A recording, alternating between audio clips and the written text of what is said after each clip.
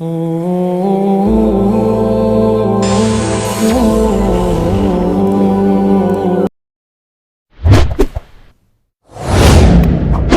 ለምንድነው መከራችንን ያበዛው?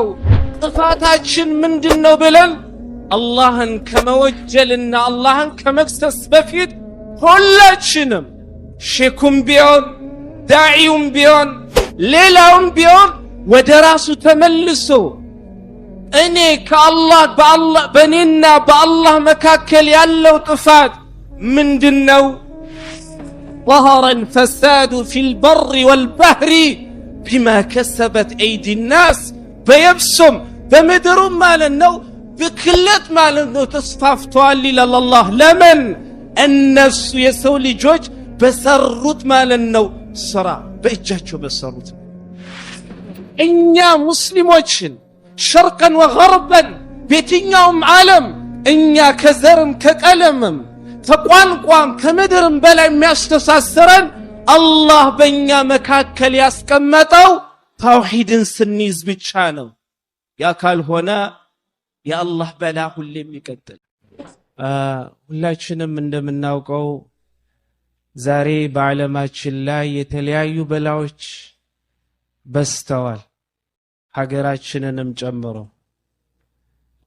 በቅርቡ ሀገራችን እምብዛም የማይታወቅ የመሬት መንቀጥቀጥ ቮልካኖ እና ሌሎችም ነገሮች እየተከሰቱ እያየን ነው። ነገር ግን ሁላችንም ማወቅ ያለብን ዓለማዊ ዕውቀት የተሰጡ ሰዎች እንደዚህ አይነት ክስተቶችን በተለያየ መንገድ በማየት የራሳቸውን ሐሳብ በትንተና መልክ ሊያስቀምጡ ይችላሉ። እኛ ሙስሊሞች አልহামዱሊላህ ሳይንስ ቁርአንና ሐዲሱን እስካልተጋጨና ከቁርአንና ከሐዲስ ጋር እስካልተቃረነ ድረስ እንቀበሏለን። ለምን ዛሬ ላይ እምናያቸው በርካታ ሳይንቲስቶች ይህንን ደረጃ እንዲበቁ ያደረጉት የሙስሊም ማለት ነው ያኒ ዑለማዎች ናቸው። ይሄ መካድ የለበት። ነገር ግን ቁርአኒ እነዚህ የዓለማዊ ዕውቀት የተሰጡ ሰዎች እነዚህ ከተቀስናቸውን ክስተቶች በሚከሰቱበት ሰዓት የተለያየ ሐሳብ በመስጠት የራሳቸውን ትንታኔ ቢሰጡም ነገር ግን እነሱን ከማመንና እነሱን ከመቀበላችን በፊት አላህ ምን አለ? መልእክተኛው ሰለላሁ ዐለይሂ ወሰለም ስለነዚህ ክስተቶች ምን አሉ የሚለውን ማስቀደም ይኖርብናል።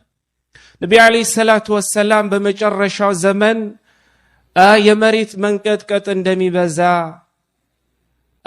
እና እነዚህን መሰል ነገሮች እንደሚከሰቱ በበርካታ ሐዲሳቸው ተዘግበውልን ማወቅ ያለብን ሁላችንም ነብዩ ዐለይሂ ሰላቱ ወሰለም ስለ ትንንሹ ስለ ቂያማ ምልክት የተናገሩት አብዛኛው ተከስቷል ማለት ይቻላል።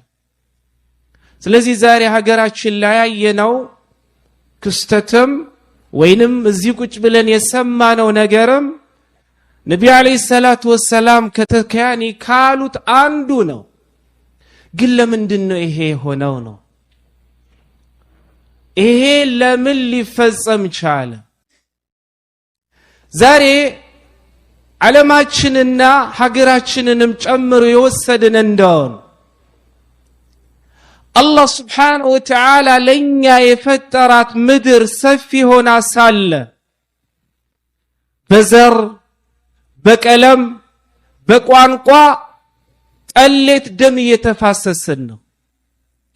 እኔ በልጥ ይሄ መሬት ለኔ ነው ላንተ አይገባኝም በማለት አላህ እንድትበቃ አድርጎ የፈጠራትን መሬት የጠበበችን መስሏል እየተባላን ነው።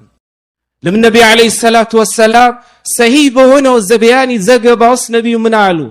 لا تقوم الساعة حتى يقتل الرجل أباه وأخاه قيامات تقوم مع النبي عليه الصلاة والسلام سويو أباتنا وندمون اسكي قل درس ዛሬ እኮ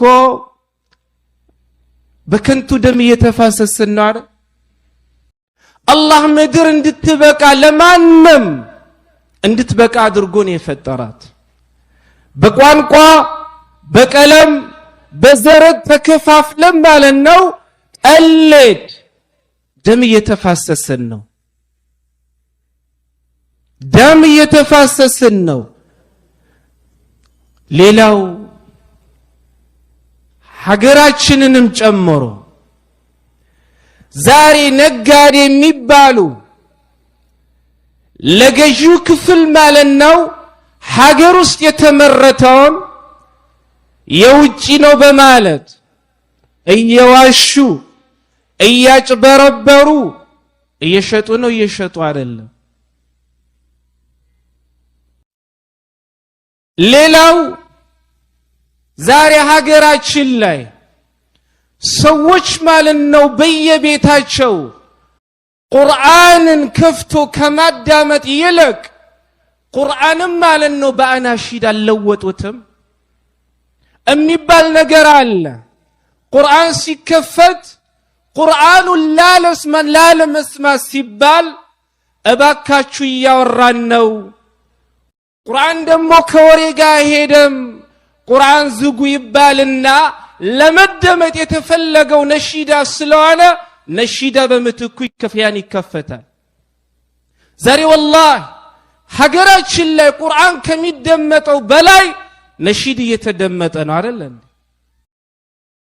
ዑስማን ኢብኑ አፋን ረዲየላሁ ዐንሁ ስለ ቁርአን ሲናገሩ ምን ይላሉ? ለው ጠሁረት ቁሉቡና ለማ ሸቢዕና ሚን ከላሚላህ። ቀልባችን አላህ በሚፈልገው መልኩ የጠራችና አላህ በሚፈልገው መልኩ የተቀረጸች ብትሆን የአላህን ቁርአን ከማንበብና በአላህ ቁርአን ከመስራት አንጠግብም ነበር አሉ ዑስማን ኢብኑ አፋን። ይሄንም የሚሉት የነብዩ ሰለላሁ ዐለይሂ ወሰለም አራተኛው ከሊፋ መላእክት የሚያፍሯቸው ዑስማን ኢብኑ አፋን ነው። እኔና እናንተ ምን እንበል? እነሱ እኮ ይሄንም ሲሉ አይናቸው ከቁርአን ያኒ ማለት ነው ቀና ብሎ አውቀም። እኛ ዛሬ ላኪን ማለት ነው በሳምንት አይደለም በአመት ቁርአንን ከፍተን ቁጭ ብለን የምንቀራ ሰዎች ቁጥራችን በጣም ትንሽ ነው፣ አላህ ረህመት ያደረገለት ሰው ሲቀር።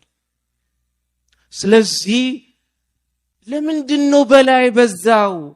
አላህ ለምንድነው መከራችንን ያበዛው?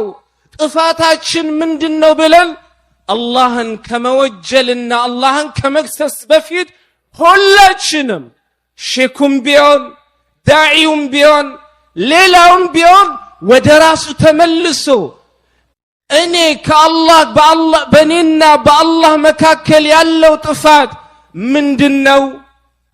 በእኔና በአላህ ባሮች መካከል ያለው ጥፋት ምንድነው ብሎ መርምሮ ራሱን ማለት ነው ፈትሾ ወደ አላህ እስካልተመለሰ በሱና በአላህ ባሮች መካከል የተበላሸውን ነገር እስካላስተካከለ ድረስ ሁሌም የአላህ ቅጣት ይቀጥላል። ሌላ እኽዋኒ ዛሬ ዘመድ ለዘመድ የተቆራረጠበት ዓለም ላይ ነው አይደል እንዴ የምንኖረው? ዛሬ ዘመድ ማለት ነው ባዕድ ይቀለዋል ከራሱ ስጋ ይበለጥ። ለእከሌ የሚያደርግለትን ማለት ነው ኸይር ለዘመዱ ከማድረግ የበለጠ ማለት ነው ለእከሌ ቢያደርግ ይመልጣል። ዘመድ ተቆራርጧል፣ ጀርባ ለጀርባ ተሰታቷል።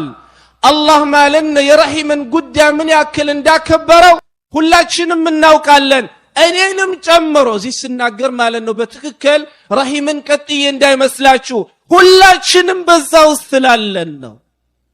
ዛሬ ሀገራችንንም ጨምሮ ረሂም ለረሂም የተቆራረጠበት ጀርባ የተሰጣጠበት አላህ አጥብቁና ያዙ ተቀጣጠሉ ያለውን የበጠሰበት ማለት ነው ጊዜ ላይ ነው እየኖርን ያለን አይደል እንዴ?